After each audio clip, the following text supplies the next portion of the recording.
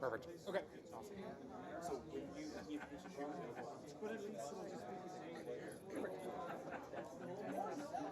I don't think. Test. Oh, it is on. Okay. Thank you, Julian. Okay, next up we have Oxana presenting on defensible security architecture. Sorry, secure architecture. Hi, everyone. Thank you very much for having me. This is my first time in Newfoundland, so I'm very excited. And it's my first time presenting at BSides as well. So I'm twice excited. And I know we're close to the end of the day, so I appreciate everyone staying here and listening to this session. So essentially, we will be talking today about different frameworks that are available for you to define your security architectures and some pros and cons about those frameworks and what is currently becoming a common language that we see across our customers that we will touch base a little bit more in this presentation. A few words about me. I work for Cisco. I'm a multi-domain architect at Cisco, and I've been with the company for 15 years in different countries. For the past 7 years, I'm based in Canada. I've got my citizenship last year, so now I'm true Canadian. I also have my cats on the on the picture here as well, and yeah, active coder. My role currently for the past 5 years is I'm leading security programmability team. You see a bunch of guys here and me in the middle. So what we do is we talk to customers about automation and Cisco APIs. When I started 5 years ago, we had, I think, 3 sets of APIs within Cisco security portfolio. Now we have over 20 sets of APIs. So it's the job becomes more and more challenging. This is why I need all of those guys that you can see on the picture. Anyway, we build some cool stuff. We build MVPs for customers. We talk to them about their automation use cases, and we make them happen. So essentially, what we will talk about today, very quickly, we will talk about different threat hunting frameworks. We will dive deeper into MITRE ATT&CK framework and how we see customers are using this framework, and how we as vendor use this framework as well. If we have time, we'll dive a little bit into how we use it in our portfolio. If we don't have time, there has been a QR code on the first page, and it will be on the last page as well. So you can follow along and download this presentation and check what we as a vendor doing, how we align to MITRE framework.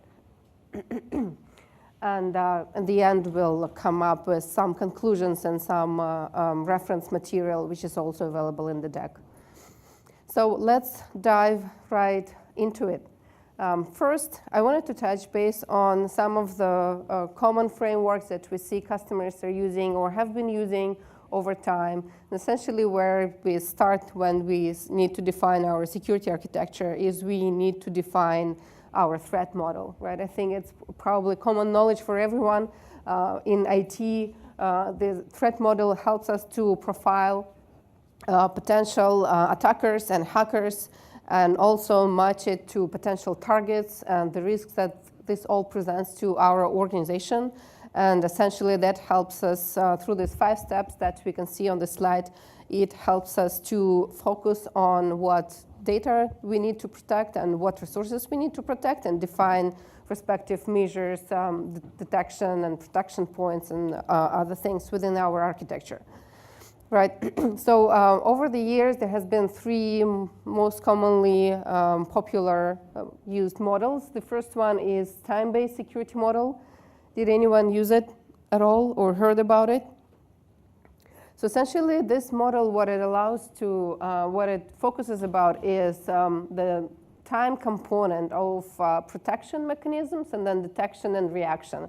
And the idea behind it is that if your detection and reaction to the threat takes longer than the protection time, then this system cannot be effectively secured. Right? So essentially, what you need to focus is on detect as fast as possible and react as quickly as possible, rather than trying to reach 100% protection efficacy. Because we all know that no system is 100% efficient, And this would be a utopian kind of like idea to try to follow that.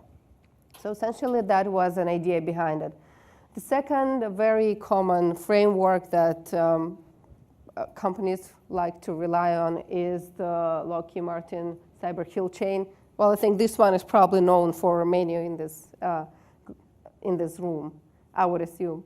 Yeah, I see people nodding. And yeah, so essentially, it defines 7 steps of an attack, right? And the kill chain is a military term which defines the structure of an attack on its own. And the idea behind this framework is that by disrupting an attacker in one of them, like breaking one of those chains, right, one of those steps, you will disrupt an attacker, and the attacker will fail and not achieve its goal, essentially, right? So all the defensive efforts were focused around trying to disrupt an attacker through this kill chain looking at this kill chain framework. And the last one I wanted to mention that became very popular in the recent years, right, is the Zero Trust framework. There are multiple different implementations by NIST and CISA, and then every vendor, including Cisco, has its own interpretation, laying it over the portfolio that they're offering from technology perspective. But there are common things that you can find, such as visibility and analytics, right, and then automation and orchestration governments. They are common across all of them. But essentially, the key here is there are like 4 main components or 4 main activities. You need to establish trust, then you need to reinforce trust-based access, and then you need to continuously verify the trust level and respond to any changes in trust level.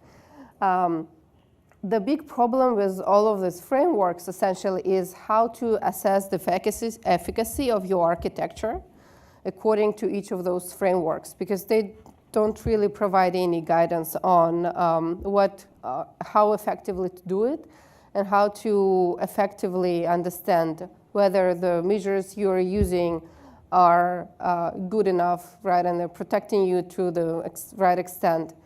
So this is where attack framework from MITRE becomes really handy, I would say. We see more and more customers using it. Gartner starts using it and evaluating different vendors, right? We see that being more and more incorporated in the tools that we're using, threat intelligence sources breaking up their threat intel matching attack framework. So essentially what it allows us to do is to define how to evaluate our defenses. Does everyone familiar with MITRE?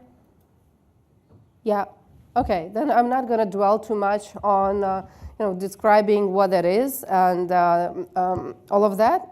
We'll go straight at how we see customers are using it. So essentially, the idea behind this is you need to think, the key word here would be behavior, right? We're trying to work through this pyramid of pain, which everyone, I would assume, also very familiar with, to understand how to detect attackers at the TTP's level, right? Tactics and techniques that they are using, essentially, rather than some of the artifacts that are very easy to change and obfuscate. So essentially, a good example here would be, it would be really easy to change any file hashes or addresses they're using. It would be probably harder for them to change the tool set that they're using while conducting attacks. And it will be much harder for them to change their behaviors because they're more embedded into processes and automated within their organizations. Very similar to our organizations as well, right? It's easier to change certain things, but then as we look at processes within our organization, it's much harder to change them. So if we're able to detect those types of behavior, then we are much better equipped to be successful in coming up with effective, secure architecture. So what attack is not, it's very important to understand what it is not. The first thing is it's not exhaustive. It's built on common public knowledge. It's not a framework and it's not an architecture, right? So it's not going to provide you prescriptive guidelines on how you need to build these things. And it's not a guarantee of efficacy or success either. Even if a vendor claims 98% coverage across attack framework for certain ATPs, it does not guarantee that that vendor is also as effective in responding to these threats. It also does not guarantee that those detections are actually coming from that vendor solutions and not fitted from the OS logs, for example, that are behind on the endpoint as well. So essentially, you have to take that information with a grain of salt as you're evaluating your tools against attack framework. That's what I would like to say. I think I'll skip this analogy, but essentially, if you look at periodic table, right, then you will see a lot of analogies with the attack framework in terms of tactics and techniques would be groups of elements, and then the adversaries would be moleculars that are using those groups of elements in different shape or form, and then like different connections between them. And essentially what attack framework is right now, it takes a lot of open source and as well as R&D information, and then it breaks down them into 14 tactics currently, but beneath you see there are like almost 200 different techniques and almost 400 different sub-techniques, right, that are matched to 133 different adversary groups and almost 700 different types of malware software that are being used by these groups.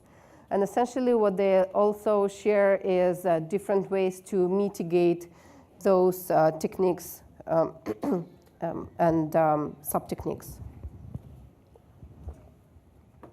So to give an example of it, we will look at ATP 28 here, which is also known as a fancy bear. We see that the final goal, which is like the tactic, right, is to get credential access. The technique that is being used is credential dumping. The tools that is being used is Mimikatz, right, which implements credential dumping to accomplish the credential access, essentially. So you see how these things are interconnected and how to read that MITRE ATT&CK chart and framework. What it gives us a common language when red teams talk to blue teams, when we talk to vendors, when we look at threat intelligence sources. It really gives us that common ground between different teams to come together and speak the same language as we are trying to protect our organization. So let's look at how we see that being used. First of all, you can leverage attack as a threat intelligence source, cross-correlated with threat intel sources within your organization. You can use it to identify, evaluate, or acquire new detections. You can use it for analytics. You can use it for adversary emulations as an assessment for coverage, right, to see how well we are covered against certain ATPs, and to prioritize, right, where you have gaps and how you would like to cover those gaps as well. So with threat intelligence, I want to share a few like free open source resources that we see within our customers being used quite often that are very good information. The first one is DFIR, right here, which breaks down its threat intelligence information. Here on the slide, you will see example for Emotet, which essentially breaks it down by attacks and techniques. And you can leverage that information to focus on, like, as an additional enrichment source, right? And improve your detections using that additional threat intelligence source. The next one is using attack for detection and analytics. And this is another great open source portal here, which is Cyber Analytics Repository, which provides a knowledge base of analysis for different tactics and techniques based on the attack model, right? Which with pseudocode and references for different tools, how they're implemented in different tools such as Splunk and Query and other tools as well. So what you can do with that, essentially, to see, like, more effectively use log analysis from the logs that you already see, more effectively analyze and process the telemetry that you already see from your organization, and like, essentially perform a deeper analysis using that information. And the next one we will look at is using attack for adversary emulation. Essentially, you can take the information regarding certain ATPs and try to emulate them within your organization to either perform, like, improve efficacy of your red teams, or to do some common exercises with a, like, purple team, right? And then essentially like emulate with in-house or like leveraging third-party resources to assess efficacy of the tools and your architecture through performing these emulation activities. I mean, it's much more time-consuming. What we are doing right now, we are starting a project internally, is we are going to generate based on MITRE ATPs, certain traffic to do firewall performance testing to see how well we are detecting certain tactics and techniques, right, using firewall, and how we can tune those firewalls so that we can then further share that information with our customers. So the next one is probably the most commonly used is for assessment and engineering, right? That's possible for all organizations, essentially. You can start by looking at specific ATPs, identify where you have gaps, and identify whether you need additional tools or how you would fill those gaps, and et cetera. Right, we'll look at certain tools that will aid in this, as like a navigator tool, for example, which is a graphic representation of MITRE attack framework. But essentially what it allows you is to assess your existing infrastructure.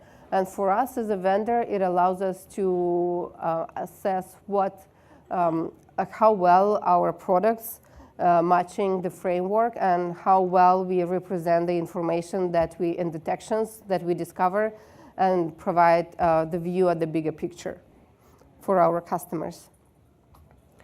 So essentially, attack is becoming a common framework for everyone, and there's certain ways that we can use it.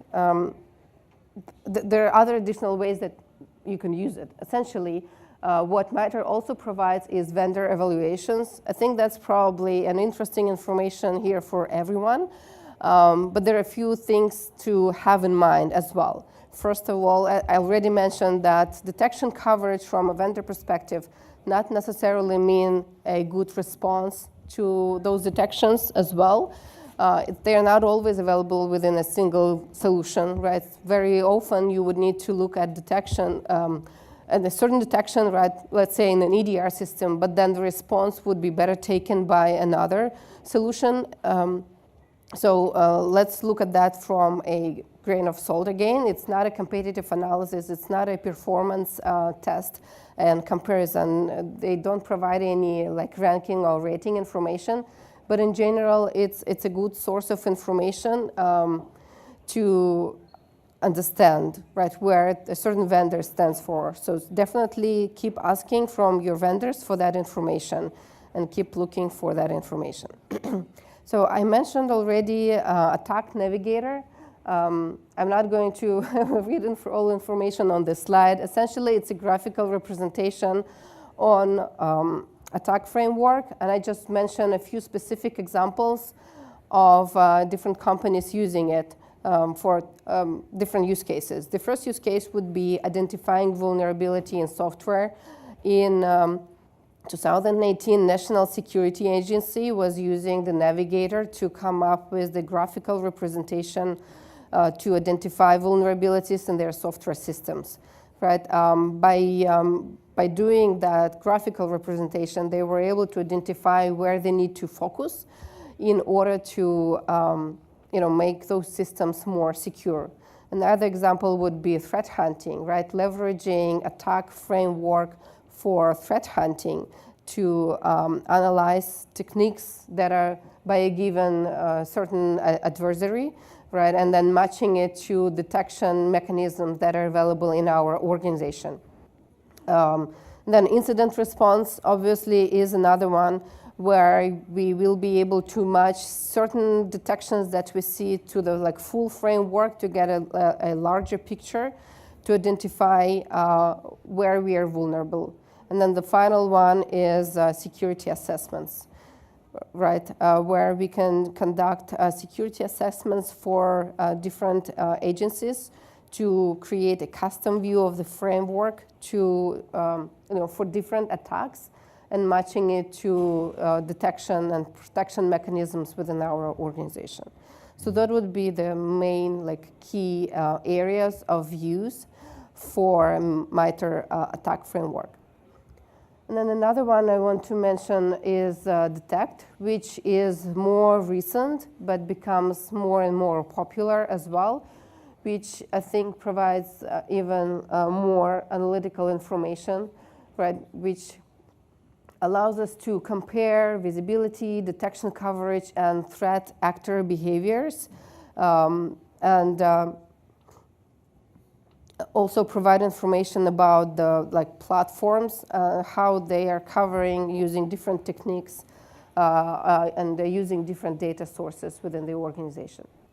So that's a relatively new tool, but we see that being used more and more by our customers as well.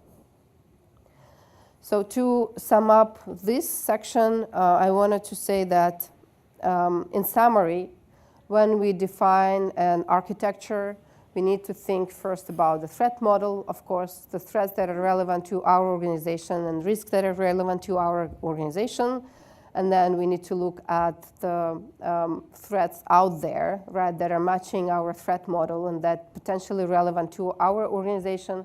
And this is where MITRE comes into play, right, because it allows us to define what we need to detect, define those workflows well, and then you either, ideally using both reactive and proactive activities to discover those threats within our organization or not. So essentially, there are two key factors as we are defining security architecture, right? We need to get as much visibility as possible, collect as much telemetry as possible, hopefully in one single place, so that we can correlate and match into one single set of events, right, using MITRE attack framework, different artifacts and different detections, different events coming from different tools in a multi-vendor environment. And essentially, that will allow us to augment detection, improve our detection mechanisms, and then take the full cycle, right? And then use appropriate response actions as well.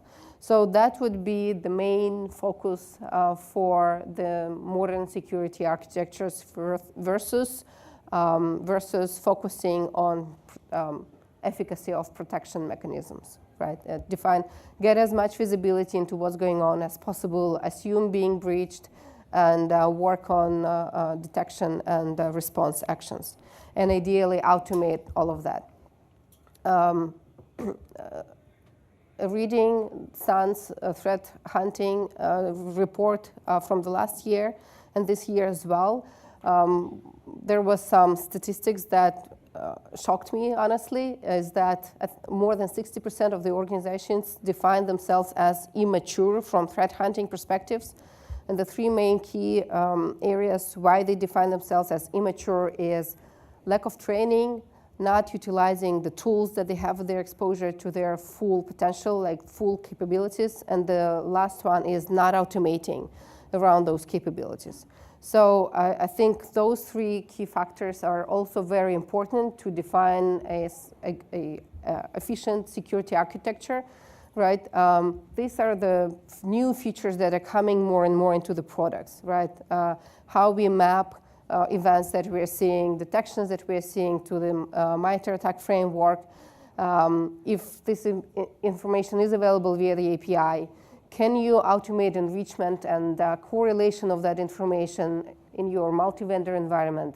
And how quickly can you respond, ideally in the automated way? So that's what I think are like the key factors everyone should be looking at, and what we're trying to look at with our customers. Now, really quickly, I'm just going to glance through how we adopt the attack framework in Cisco's portfolio.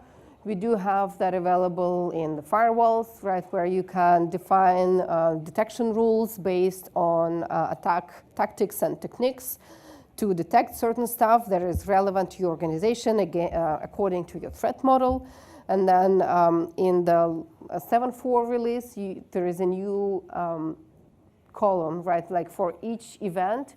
Now there is a MITRE information available. And then for secure network analytics, all of the events that are coming from that tool, that are detected by this tool, which is essentially anomaly analysis using preliminary net flow information, aligned to a MITRE framework. So if you look at this matrix, I think according to the latest information I received, like 98% of all of the events are matching attack framework right now. And that same goes to our secure cloud analytics platform. And for Cisco Secure Workload, again, the same. You can build reports based on alerts using MITRE ATT&CK framework. Same goes for Panoptica as well, where you can take a look at alerts and vulnerabilities within your environment from attack framework perspective. And the last but not least, and the clicker isn't working anymore, of course. Secure malware analytics. This is my favorite tool, honestly, which allows, it's a sandbox and malware analysis tool and a threat intelligence tool as well, kind of like a Wikipedia of malware, which allows you to have analytical information about all the samples submitted by your organization within the week, within the month, within the day, and see what tactics from MITRE ATT&CK perspective you see within your organization. And then you can correlate it with the global threat intel data and see, am I different than anyone else? Am I being hit by the same ATPs? Or am I seeing some unusual threats targeted to my organization? And all of that is available via the API, so you can bring that data and make it actionable, automate around it. And unfortunately, it would be outside of the scope of this small talk, as I'm also trying to speed up a little bit. But that's essentially where my sweet spot, where I like to talk right about how you can automate these kind of things using the APIs. So the last set is Cisco Secure Endpoint. We do provide comprehensive attack information with every event that we detect. And it's also available via the API. And on top of that, we have built-in OS query implementation, which allows you to run different OS queries.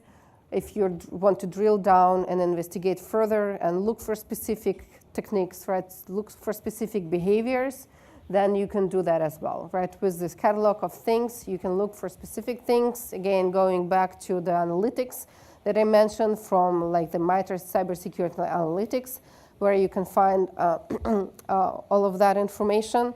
Then you can proactively search for that information using tools like that.